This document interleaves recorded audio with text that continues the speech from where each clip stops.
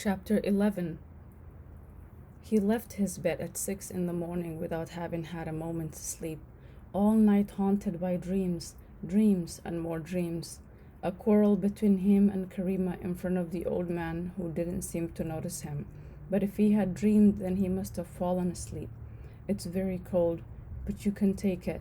After all, you're a hardened criminal.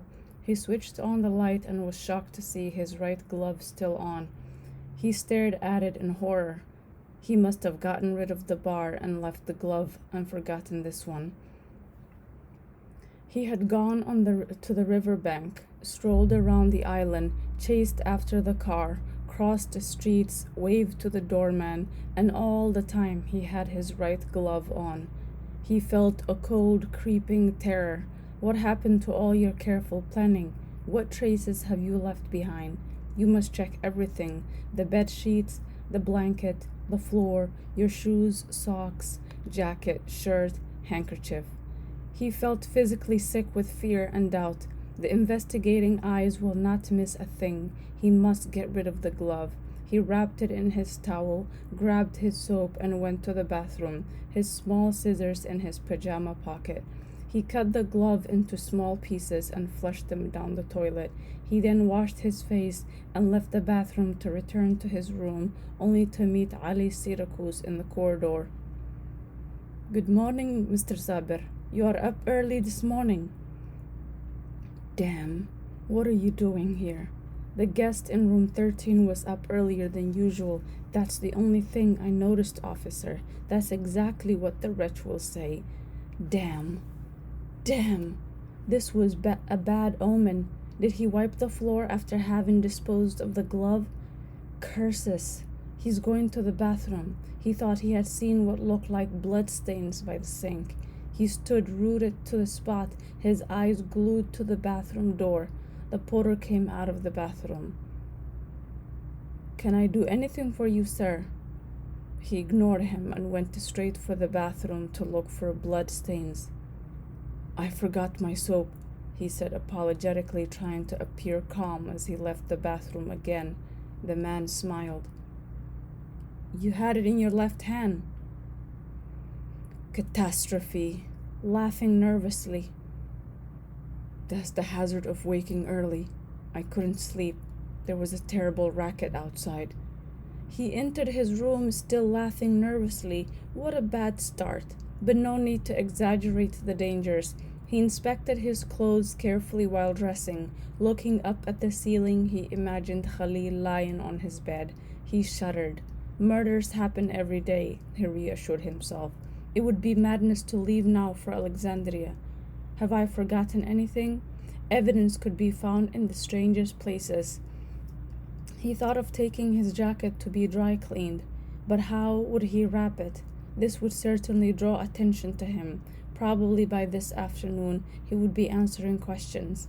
The dangers of his situation weighed heavily upon him. He must leave the hotel before they discover the crime. That was more important than the jacket. He took a last look around the room. Will it betray him?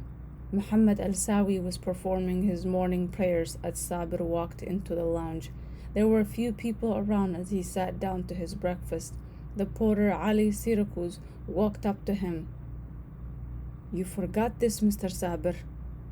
His wallet. It must have fallen out of his jacket as he was looking through it. He opened it. "Thank you very much, Ali," he said, giving him 10 piastres. "I found it on the floor by your bed." How many mistakes were still undiscovered, he wondered. This blind force driving you will soon bear you before the whole world. You will stand naked just as you were born, just as your mother delivered you into this world. Your mother, the real killer. Khalil had snored just as she had done on her last night. He noticed one of the residents smiling at him as though he were reading his thoughts. The lounge became unbearable. He walked out of the hotel and was greeted by the singing of the beggar. How repulsive he looks. Maybe he's happy just singing away all day and every day. Sawi, the doorman, going up to the apartment on the roof, knocking on the bedroom door. "Mr. Khalil, wake up! Wake up!" Mr. Khalil, it's almost 8 o'clock. Mr. Khalil, Mr. Khalil. He pushes the door open and looks carefully in. Mr. Khalil, quietly then. Oh my God, Mr. Khalil, Master, Master, help, help, Ali, Ali, help, Mr. Khalil has been murdered, police, police, help. My mother disappeared, never to be found by my father. My father disappeared, never to be found by me. Maybe I can also disappear, just vanish without a trace. Then sometime, somewhere, Karima will be in my arms, the promises of a comfortable, happy, secure life finally fulfilled. He walked, not seeing anyone, not hearing anyone, just walked, occasionally sitting down at a cafe for a brief rest. But for him, there could be no rest. He passed by the High Court building. Dark clouds were passing overhead, clouds reminiscent of Alexandria. He must see Ilham. Toward the late afternoon, he headed for the cafe, their usual meeting place. It looked strange to him today. Everything was strange. He felt a sudden mad urge to confess everything, the truth, for once. She looked at him reproachfully. Why should I greet you if you've been avoiding me? She said, looking at him with her deep blue eyes, pretending to be cross. She sat down, staring at him uncomprehendingly. And you're not even talking, she continued. I'm sorry, Ilham. I was very busy and completely exhausted. Not even a call on the telephone? Not even. Let's not discuss this now. Let me just look at you. They were silent, just sitting there looking at each other, the beggar's chant ringing in his ears. Why did he insist on meeting her? Maybe their meeting was a temporary shelter from the storm that was about to break. She's smiling even though she shook my bloodied hand. He felt tears creeping into his eyes, the farewell tears. You look exhausted. I've seen him, he said quietly, almost in a whisper. Her eyes widened. Your brother? Sayyid al-Rahimi. Then your mission is over? She cried, overjoyed. He recounted the story wearily. There is a possibility that it's him, she said hopefully.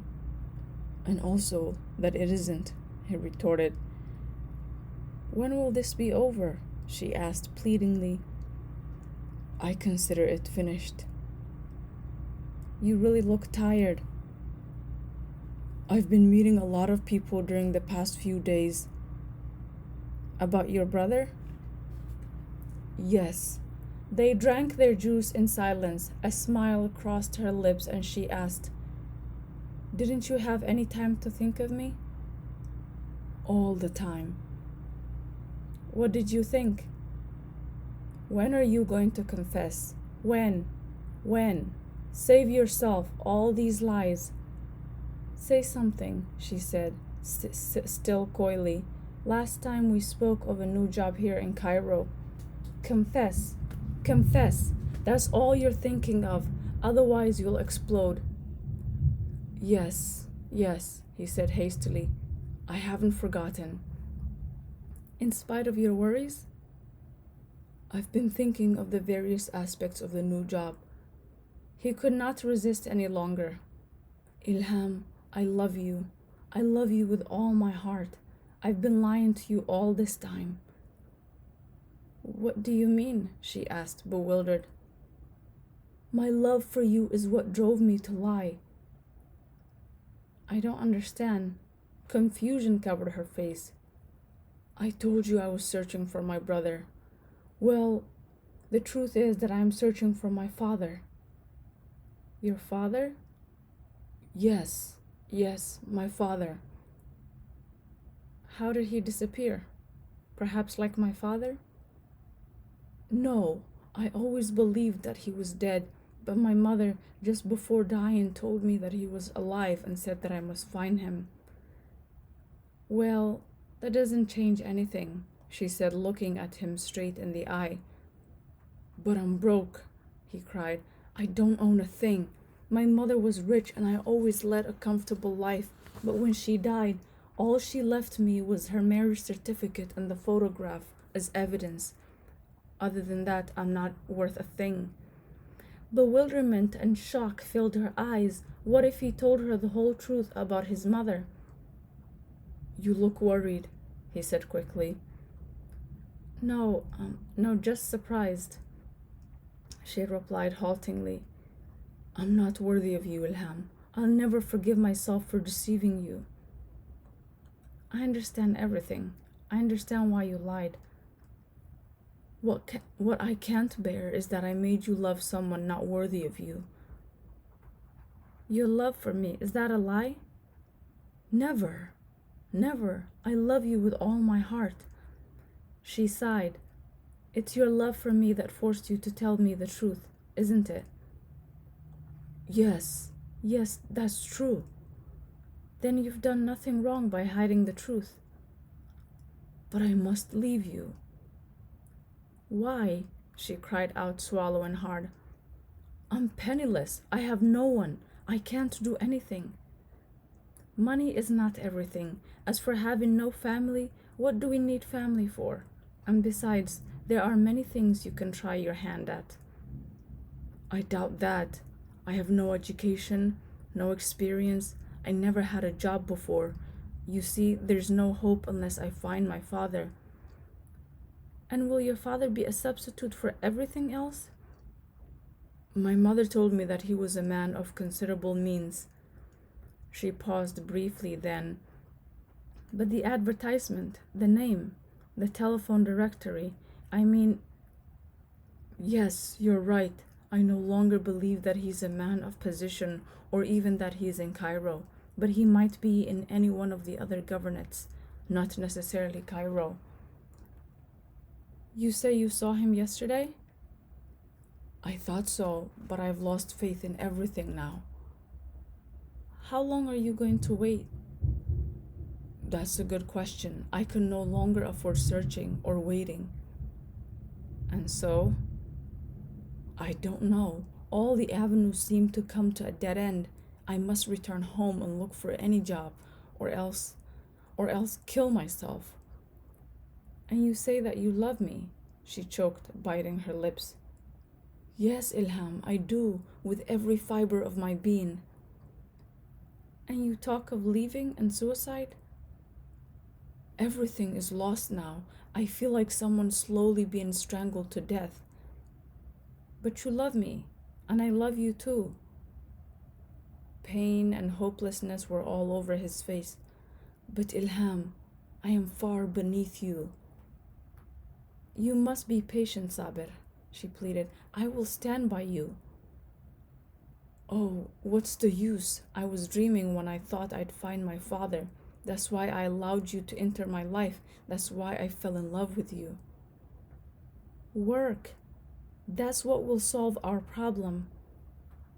But I've already told you there's nothing I know how to do. Give me a chance to think. You'll see. Everything will turn out the way we want it to. And what about the murder? How can things turn out for the better? It's all over now. How is it that the confession has not brought on the Holocaust? Things won't turn out the way we want them to, Ilham, he said quietly. Give me a couple of days, she said determinedly. Don't make any decisions. I know what we want.